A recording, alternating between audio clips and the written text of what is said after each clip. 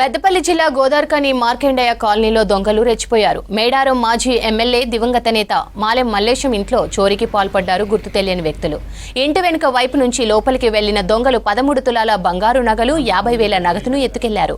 కుటుంబ సభ్యులంతా దసరా పండుగ షాపింగ్ కు హైదరాబాద్ వెళ్లగా ఈ చోరీ జరిగింది. బాధితుల కంప్లైంట్ తో కేసు నమోదు చేసి దర్యాప్తు చేస్తున్నారు పోలీసులు.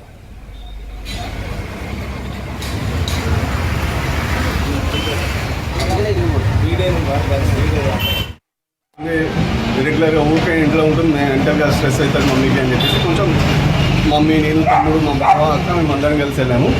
రిటర్న్లో వచ్చేటప్పుడు పాపం తీసుకొని వచ్చామండి. అక్కడ షాపింగ్ ఉంటే చిన్న చిన్న షాపింగ్, ఫెస్టివల్ షాపింగ్ చేసుకుని వచ్చేసరికి మార్నింగ్ 6:30కి వెళ్ళినా మేము వచ్చేసరికి అక్కడ 9 o'clock బయలుదేరితే వచ్చేసరికి 9:30 అయింది. మాకు 9:30కి వచ్చి చూసేసరికి ముందు గేట్కి లాక్ చేసాము. ఆ లాక్ చేసిన గేట్కి లాక్ అట్లాగే ఉంది.